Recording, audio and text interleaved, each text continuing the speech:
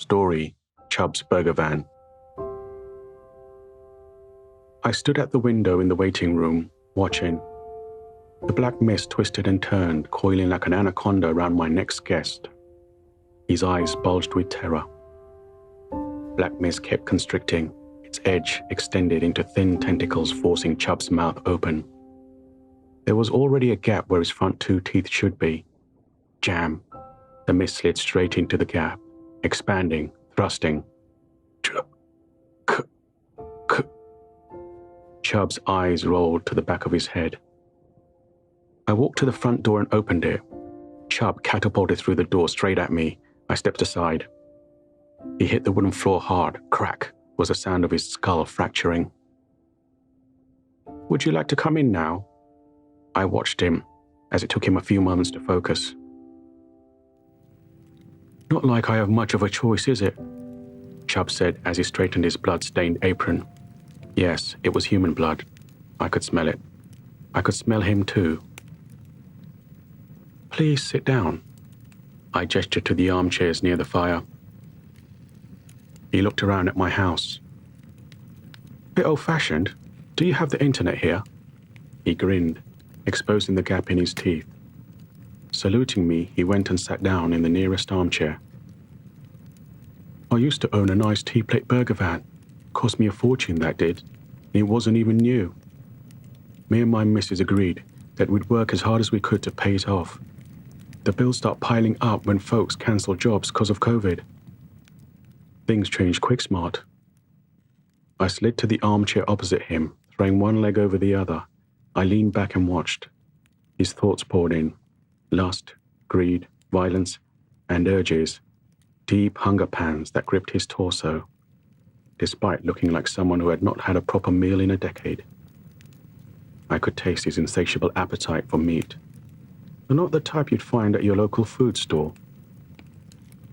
"Don't know what happened, honest. I was just minding my business, driving along after a job. Just wanted to get home and get to bed. It was a side road, really long with trees on both sides. It was raining. I was being careful, had wipers on and everything. He came out of nowhere. Bang! He slid right at my windscreen. Lucky it didn't crack. I got out and he wasn't moving, just lying there getting soaked. I tried to check his pulse like they do on TV, but I just got his goo on my fingers. Nothing to do. He was dead. Nobody around to help. I scooped him up and put him in my van. I thought I'd give him a decent burial." Chub looked at a tattoo of an anchor on his left hand, just between his thumb and index finger. Lick. Fingers were in his mouth. He licked them as if they were an ice cream cone with lashings of chocolate syrup. "Hungry, I see." Chub looked at me from the corner of his eye. I could see him sucking the young man's blood, or as he called it, goo off his fingers. He was enjoying himself. "Was that your first taste?" I said. "Just trying to get the goo off my fingers. The missus came out as I was parking, all smiles. She just had a bath. I could smell the lavender. She's just taken another job for me. I better get her prepping the burger meat, so that's what I did after I stuck the boy in my garage freezer. Funny, huh? When I was working, missus didn't bother me none. But if I didn't have a job on, it was, 'Do this, Chub. Do that, Chub.'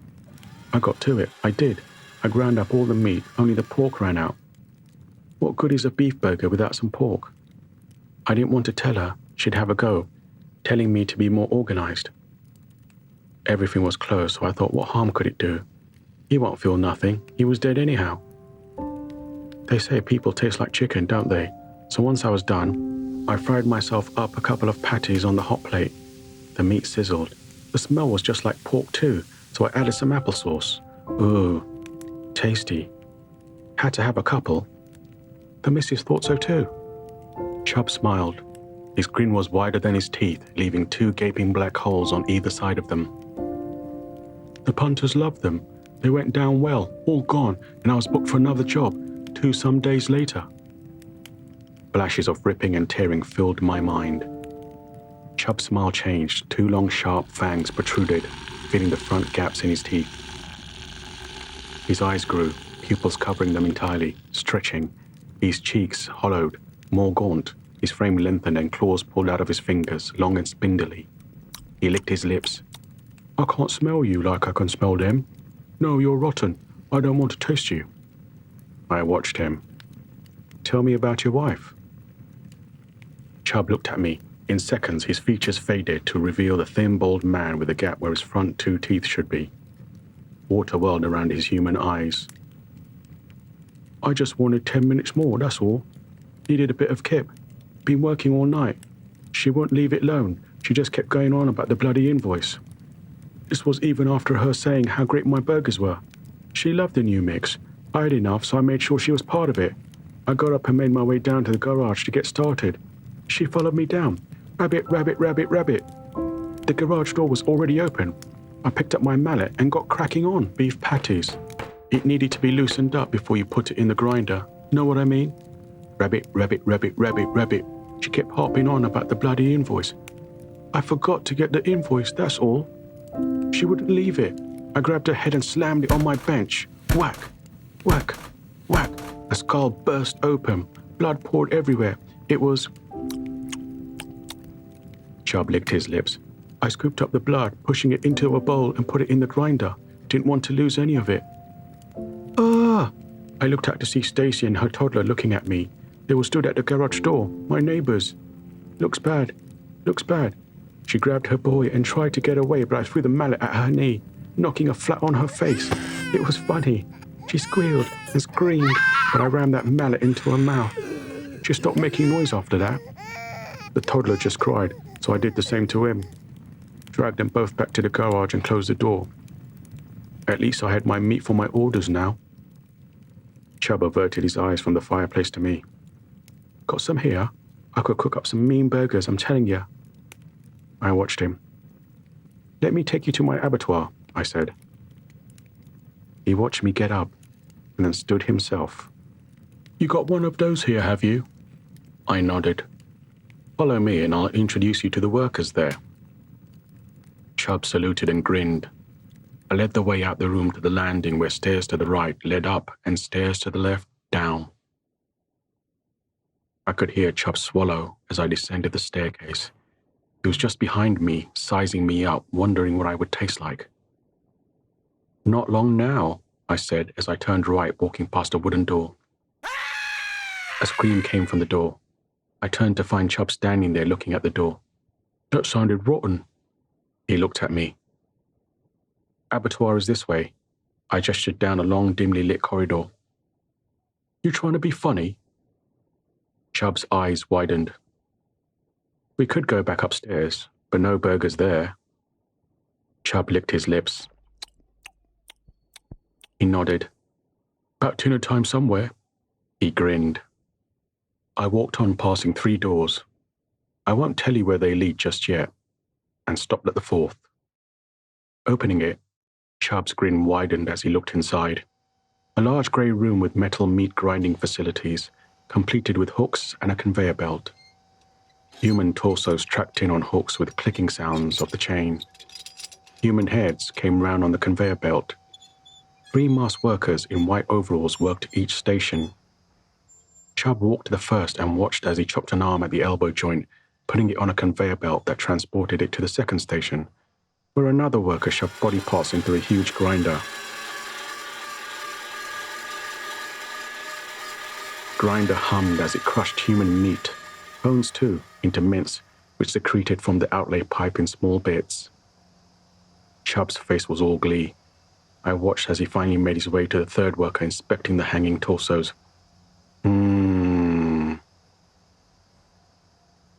He inhaled, eyes opened, and turned to the worker. My missus. Mandy, is that you? The worker kept her eyes on the torso coming towards her. She reached over and took the hand. Chub gritted his teeth. There was an anchor on the hand, just like the one he has. He looked at his left hand. No. The anchor was identical. This can't be, he said, looking around, and then he saw a toddler, fully covered in overalls and a mask. Toddler stood beside the worker grinding the meat.